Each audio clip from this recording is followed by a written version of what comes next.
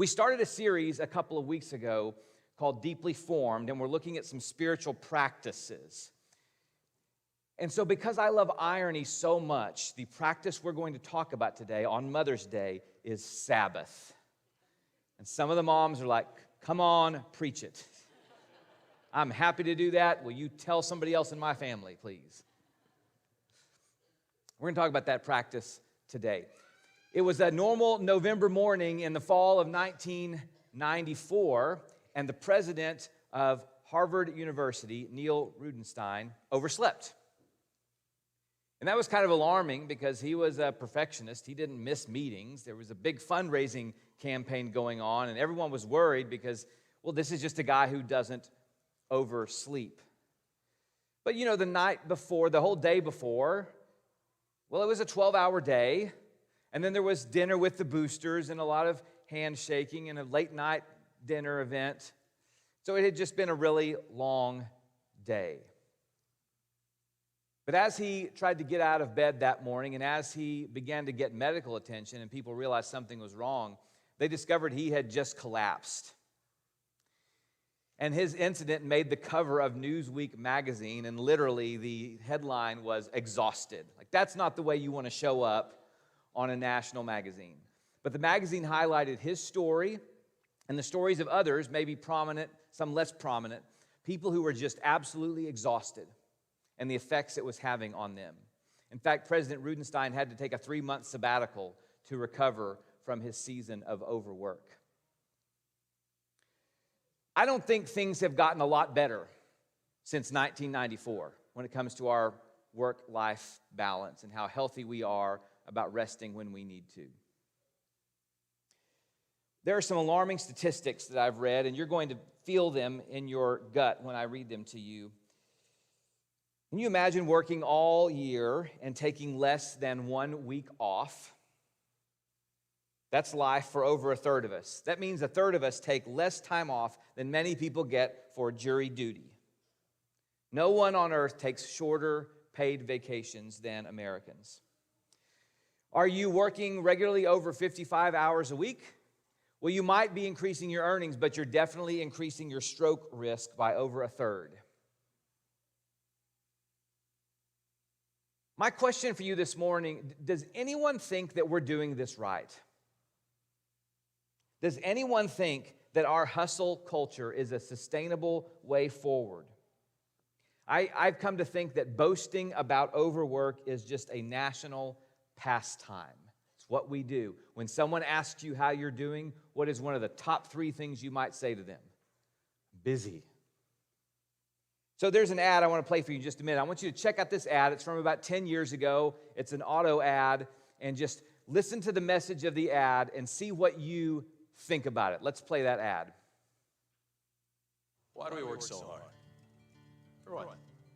For this? For stuff? Other countries, they work, they stroll home, they stop by the cafe, they take August off. Off. Why aren't you like that? Why aren't we like that? Because we're crazy, driven, hard-working believers, that's why. Those other countries think we're nuts. Whatever. We're the Wright brothers insane, Bill Gates, Les Paul, Ali. Were we nuts when we pointed to the moon? That's right. We went up there, and you know what we got? Bored. So we left. Got a car up there that left the keys in it. Do you know why? Because we're the only ones going back up there, that's why. But I digress. It's pretty simple. You work hard, you create your own luck, and you gotta believe anything is possible. As for all stuff, that's the upside of only taking 2 weeks off in August. N'est-ce pas?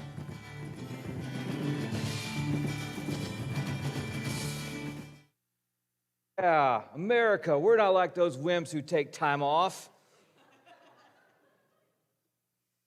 Yeah, I don't think our physical and mental health outcomes are like them either. You know, France tried, by the way, in the late 18th century to increase productivity. They de-Christianized their calendar. They made a 10-day week instead of 7. Like, they literally went around and changed calendars so that people would work more. The experiment failed, suicide rates increased, and production decreased. And it's because humans are not made to work 9 days and rest 1. A 7-day week isn't just some human thing we made up. I think it's a reflection of God's brilliance and character. We Christians cannot give into a hustle culture that keeps producing bad outcomes and crowding out our availability for God and for God's people. So the question is, does our faith have anything to say about this predicament? Can your faith give you some structure to get off the hamster wheel? So I want to take us to Deuteronomy chapter 5 and see how long ago God set up a rhythm for us. In Deuteronomy chapter 5, it's the second telling of the Ten Commandments. It's after the people of Israel have come out of Egypt and they are getting ready to go into the new land, and Moses is reminding them of the rules and lifestyle they need to follow in order to be faithful to God in this new era. Here is the command: observe the Sabbath day by keeping it holy, as the Lord your God has commanded you. 6 days you shall labor and do your work, but the seventh day is a Sabbath to the Lord your God. On it you shall not do any work, neither you, nor your son or daughter, nor your male or female servant, nor your ox, your donkey, or any of your animals, nor any foreigner residing in your towns, so that your male and female servants may rest as you do. Remember that you were slaves in Egypt, and the Lord your God brought you out of there with a mighty hand and an outstretched arm. Therefore, the Lord your God has commanded you to observe the Sabbath day. So here's the thing to remember about this passage. He says to keep the Sabbath day holy. That means set apart. It's a Sabbath to the Lord. It's not just for you. It's part of your worship, your offering to God. And on this day, you don't work, but also the people in your household don't work. The people who work for you don't work. Your animals don't work. No one works, right? Because if the people at the top of the org chart don't set the pattern, the people lower down can't follow it. And the rationale here is that you were slaves to Pharaoh. He's a hard-nosed production manager with inexhaustible schedules. And God is not a Pharaoh. You do not live under his rule anymore. That is the definition given in this second telling of the Ten Commandments. You don't live like that because you don't work for Pharaoh anymore. And God's not like that. So what is Sabbath? Let's talk about that for a moment. Rich Villodas, who wrote the book we're using for this sermon series, he defines Sabbath this way: a weekly 24-hour period of unhurried delight with no have-tos or ought-tos, resulting in deep rest and renewal. It has been a deeply rooted practice in one form or another for God's people throughout the centuries. Now, we could talk today about the how of a Sabbath. We could talk about tips and rules and practices for it. I actually don't think that's our main concern. I think we know how to rest if we decide we want to do it. And we don't want to get legalistic about what that should look like. I think our bigger question is, why would I do this, and do I really need to do this? Let me talk about a few objections that I think we have when we think about Sabbath. The first is very pragmatic. It just won't work. It will not work in our culture. And I get it, that it's hard to think about whether it would work or not. But I don't think we do that for other things. I don't think we would look at, for instance, scripture about sexual ethics and say, well, that just doesn't work anymore. But on this one, we've just given in and said, there's no way it can work in our culture. It doesn't happen. I think, by the way, this is my hot take for the day, I think our hustle culture is just as much of a threat to Christianity as our sexual culture. There's another quiet objection we have for Sabbath, and I've felt this too. And I have known ministers who like to preach about Sabbath and silence and solitude a lot, and partly it's because they just don't do a lot of work. Like, they really seem into this, and you have the sneaking suspicion it's because they don't know how to get work done, and this is their justification. I got a lot of flaws, but I don't think lazy is often one of them. Like, I'm not a super contemplative person. You know this about me. So this is not me preaching so that I can just be lost in my thoughts all day and rest and be unavailable. That's not my motive for talking about the Sabbath. Okay? My work week probably looks a lot like yours, and I am just as much affected by hustle culture as you are. So that's not an objection I think we can look at today. This is not coming from a place of just trying not to work hard. I think our biggest objection or question we might have is this still relevant? Is it still commanded? Are we supposed to follow this in any way? Let me give you a few points for that. This starts back in creation, as you know. The creation story, Genesis chapter 2. On the seventh day, God rested from all his work. Then he blessed the seventh day and made it holy. The Sabbath, the seventh day, now it's not called Sabbath here, but the seventh day, that's the only thing in this first creation story that's called holy. It is set apart. So we start there. We go then to the Ten Commandments. I read you the Deuteronomy version earlier, but even in the first version, in Exodus 20, the people are told to there remember the Sabbath. By the way, a funny story about this. In my first few months here, I was at some evening event on a Friday, just meeting people. It was, close to sundown. And I met a man. He was a Jewish man, and he was, enjoying the festivities. And I think he could probably see the questioning look on my face. Like, aren't you not supposed to be out doing stuff on Friday night? And he said, well, in the Ten Commandments, one time it says remember the Sabbath, and the other time it says observe the Sabbath, and I choose to remember the Sabbath. And I thought, okay, you join the club of people who use Scripture in interesting ways. I like that. Shows up in the Ten Commandments, but there the rationale is different. In Deuteronomy, you observe the Sabbath because God is not a Pharaoh. In Exodus, you observe the Sabbath because in 6 days the Lord made the heavens and the earth, and then he rested on the seventh day. So there it's rooted in the creation pattern. So Old Testament stuff, we see them observing it here and there. Then Jesus shows up. Jesus gets in trouble often on the Sabbath because he's healing people or feeding people. And when people come to him and say, you are violating the Sabbath, his answer is not, oh no, I abolished that. His answer is, hey, the Sabbath is supposed to be good for humans. So what's better on the Sabbath, to heal someone or let them stay sick? To feed someone or let them stay hungry? Jesus does not say, the Sabbath is just this old thing.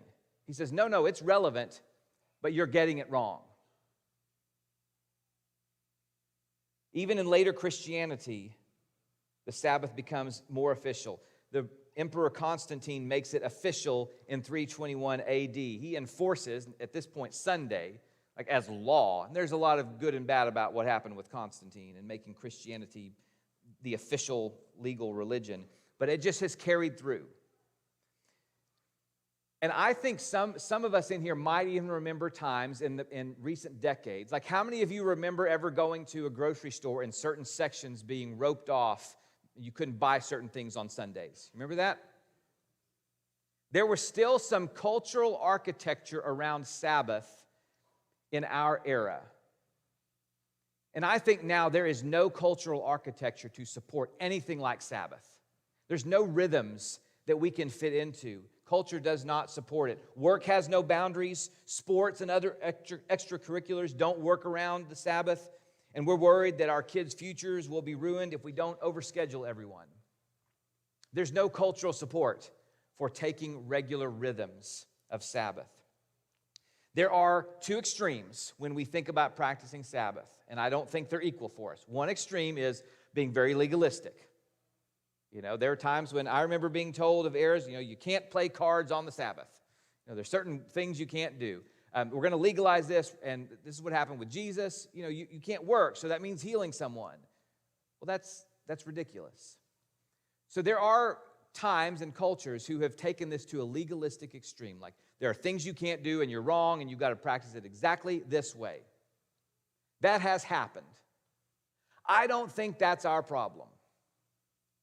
The other extreme is sort of spiritualizing Sabbath. Well, I practice Sabbath in my heart in my own way.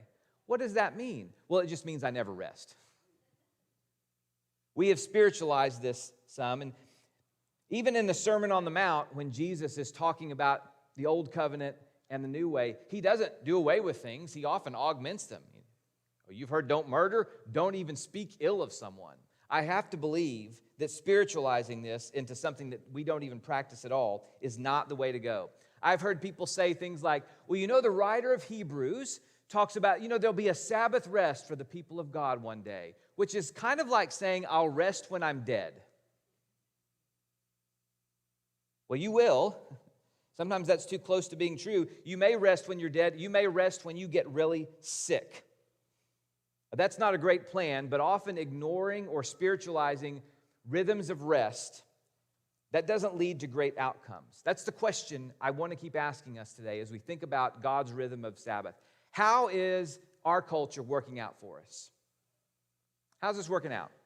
We feel good about our life rhythms? One writer says, if we don't allow for a rhythm of rest in our overly busy lives, illness becomes our Sabbath. Our pneumonia, our cancer, our heart attack, our accidents create Sabbath for us. And he goes on to say in his chaplaincy work that he's talked to a lot of people who, once they get a very difficult diagnosis, have a strange reaction, which is to say something to him in private like, well, at least now I'll finally get some downtime. I had a colleague several years ago, and she had begun her sabbatical. She was going to take 2 months off, as we had on our staff at the time.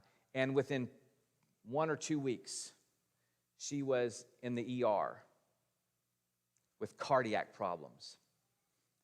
And they finally told her, they said, nothing's wrong with you, but your body does not know what to do with the adrenaline drop. You have been going so hard for so long that your body cannot handle not doing that. That is not a healthy spot for many of us to be in. And I want to say this to you as your minister who loves you very much and knows how our culture works. I don't think it works to work 80 hours, 90 hours, work 7 days a week, and then take 2 weeks off once a year to a luxury spot and be on your email the whole time. That's not good for us. That's not some legalistic mandate. I don't think that's the equivalent of resting well. Barbara Brown Taylor says we've made an idol out of exhaustion. And I think that's true. We often brag about how busy we are, and I think it's odd that we've kind of desensitized ourselves to bragging about breaking one of the 10 Commandments. We'll say, I'm just so busy, I haven't taken a day off in months. I mean, can you imagine saying something like, yeah, man, things were really stressful and I murdered someone, but I'm powering through. Well, I've done some adultery and coveting lately, but otherwise things are good. Sabbath is not just a self-help principle for living the good life. It is something that sets God's people apart, and it is a way to practice our faith that we claim to take seriously. The Sabbath is not just a self-help principle for a time of rest. Sabbath keeping is a way to resist a culture that does not support our faith or our rhythms of rest. When we think of it just as rest and renewal, we're selling it short. I think Sabbath keeping, in whatever form we decide to take it, it is a radical act of resistance against culture. Because one day a week, we take ourselves out of the rat race. And when we keep Sabbath in one form or another, we aren't just resting, we are resisting, and we are sending some messages. We are confessing some things. We are confessing 3 things in particular. I think we are resisting control. We are saying, I'm not in charge. And my time and everyone's time belongs to God. There are a lot of people who say that they want Christian values in society, but they don't seem to want to apply that to how we spend our time. And so when I resist control, I give up complete sovereignty over my time. I give up control of what other people think of me. I give up control of always having to stay on top of things. And I confess that God created and ordered and sustains the universe. And when I do that, it leads to a second act of resistance. I resist my own ego. It is very easy to begin to believe that the world depends upon me. That's not a good spot to be in. Jesus would often leave crowds who needed healing to go off and practice times of rest and prayer. And when we refuse to do that, it's almost like we're saying, look, Jesus, I know that these sick crowds can wait, but this slide deck can't. What place have we gotten ourselves into that we think that if we pull a little bit away, everything is going to fall apart? I have sometimes wanted to have an email signature during vacation that says, if you need something from me, if an emergency arises and you need to reach me, you have vastly overestimated the importance of my job.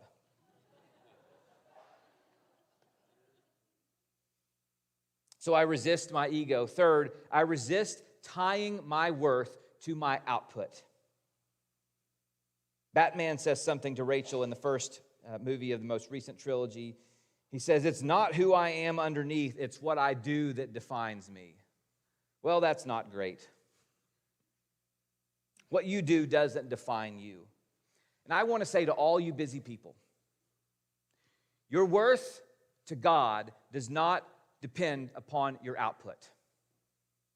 Your worth to your brothers and sisters in Christ does not depend upon your productivity. When we celebrate Sabbath, we join generations of believers who set aside a day to remember that we are precious in God's sight, to remember that we are really loved, not because of what we produce. It's a scheduled weekly reminder that we are not what we do, but we are who we are loved by. So I want to give you this homework. It's a very simple ask. Try it once. Try it once. I think that's our best first step. I don't care if it's a Saturday. I don't care if it's a Sunday. I don't care if you've got a different rhythm and you need to pick a different time. I'm not here to be legalistic about this. I don't think we can just give up on a regular rhythm of rest. Plan out your day well. Make sure there's a clear start and an end. You can engage people. You don't have to be in silence and solitude. You can write some encouragement notes. You can expect some resistance from people around you. It's kind of like when you choose to eat healthy and you show up at a group meal and everybody's like, oh, come on, have the pie. And you know that's just envy speaking. They don't like it when you try to make a healthier choice in your life. And you will experience what you may know as the J curve, which is you get worse before you get better. Like if you want to do this, it's not going to be good for a while. But do something before you try to do everything. So I would close by leaving you with the advice from the sage counselor Winnie the Pooh, who says, don't underestimate the value of doing nothing, of just going along, listening to all the things you can't hear, and not bothering. This is not some legalistic mandate. I know for some of you, you work in a structure where you don't have full control of this. You wish you had some rhythms that were supported from the top. You are at the mercy of someone above you. But I will say for those of you who are in charge, you can set some healthier rhythms for people. You can use that schedule send feature on your email and text so that you, the boss, aren't sending emails and texts to people who work for you late at night. Because I don't care what you tell them, they're going to think they have to respond. Give people some rhythms. The main thing is, I don't think we can just ignore Sabbath. I'm not legalistic about how we do it. I just don't think our work culture, our hustle culture, is working out well for us. And no amount of tech or tools is going to make it better, because every time we have a great revolution, we just work more. So I want you to imagine looking forward to a time of delight each week in which you are reminded that you are deeply loved no matter your output. And I want you to imagine feeling like you don't have to run the world, that God's in charge and not you. What I want you to know is this: no matter what you do with Sabbath, your worth to God is not tied to your output or your productivity. Thanks be to God for that. Let's stand and sing. Praise God.